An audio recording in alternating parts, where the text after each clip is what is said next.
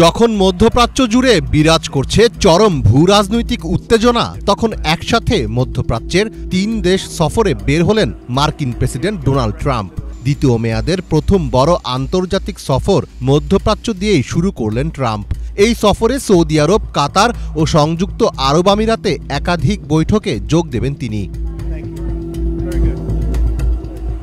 সফর চলাকালীন ট্রাম্প ফিলিস্তিনকে রাষ্ট্র হিসেবে স্বীকৃতি দিতে পারেন এমন গুঞ্জন মধ্যপ্রাচ্যের কূটনৈতিক মহলে ঘুরপাক খাচ্ছে। মধ্যপ্রাচ্যের কূটনৈতিক সূত্রের দাবি, ট্রাম্প এমন একটি ঘোষণা দিতে পারেন যাতে যুক্তরাষ্ট্র ফিলিস্তিনকে একটি স্বাধীন রাষ্ট্র হিসেবে স্বীকৃতি দিবে। তবে বাস্তবতা হলো ফিলিস্তিন নয়, বরং মধ্যপ্রাচ্যের ধনী দেশগুলোতে অস্ত্র বিক্রি ও বিনিয়োগের দিকেই বেশি নজর দিচ্ছেন ট্রাম্প।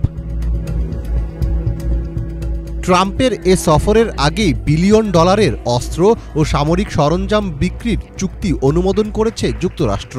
আর এসব অস্ত্র ক্রয় করবে মধ্যপ্রাচ্যের মুসলিম দেশগুলো। মঙ্গলবার সংবাদ মাধ্যম আল জাজিরার এক প্রতিবেদনে এ তথ্য জানানো হয়েছে। সংযুক্ত আরব আমিরাতের সঙ্গে প্রায় 1.5 বিলিয়ন মার্কিন ডলারের অস্ত্র ও সামরিক সরঞ্জাম বিক্রির চুক্তি অনুমোদন করেছে। প্রস্তাবিত চুক্তির অধীনে আমিরাতকে 6টি CH-47F চিনুক হেলিকপ্টার, F-16 যুদ্ধ বিমানের যন্ত্রাংশ এবং বিভিন্ন সামরিক সরঞ্জাম সরবরাহ করা হবে। আমিরাতের চেয়ে এক ধাপ এগিয়ে আছে সৌদি আরব। ট্রাম্পের সফরের প্রথম দিনেই সৌদি যুক্তরাষ্ট্র বিনিয়োগ ফোরাম অনুষ্ঠিত হবে। এতে অতিথি হিসেবে থাকার কথা রয়েছে ব্ল্যাকরক, IBM ও কোয়ালকমের মতো বড় বড় প্রতিষ্ঠানের শীর্ষ নির্বাহীদের। ধারণা করা হচ্ছে এ সফরে ট্রাম্প প্রশাসন সৌদি আরবের সাথে 100 বিলিয়ন ডলারেরও বেশি মূল্যের অস্ত্র চুক্তি ঘোষণা করতে পারেন। এই চুক্তির কেন্দ্রবিন্দুতে রয়েছে 200টি অত্যাধুনিক F-15X যুদ্ধ বিমান। এছাড়াও বিভিন্ন ধরনের মিসাইল সিস্টেম, হারকিউলিস পরিবহন বিমান, কমব্যাট ও ট্রান্সপোর্ট হেলিকপ্টার কেনার আলোচনা চলছে।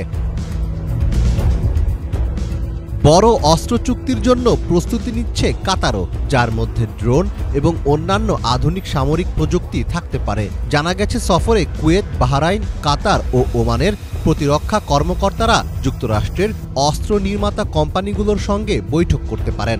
গুঞ্জন উঠেছে যুক্তরাষ্ট্রকে একটি উড়ন্ত প্রাসাদ তথা রাজকীয় বিমান উপহার দিতে যাচ্ছে কাতার, যেটি মার্কিন প্রেসিডেন্টের বিমানবহর এয়ারফোর্স 1-এ যুক্ত হতে পারে।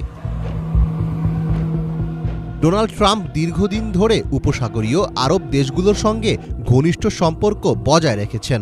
এসব দেশে তার সন্তানদের একাধিক ব্যবসা ও আবাসন প্রকল্প আছে। বিশ্লেষকদের মতে এই অঞ্চলের দেশগুলো ট্রাম্পের লেনদেন ভিত্তিক পররাষ্ট্র নীতিকে কাজে লাগিয়ে নিজেদের নিরাপত্তা ও অর্থনৈতিক স্বার্থে সুবিধা নিচ্ছে। অন্যদিকে ট্রাম্প প্রশাসন এই অঞ্চলে ইরানের প্রভাব মোকাবিলা করতে উপসাগরীয় এসব দেশগুলো নিরাপত্তা ও প্রতিরক্ষা চাহিদাকে অগ্রাধিকার দিচ্ছে। মীর ফজলে রাব্বি, বাংলা ভিশন।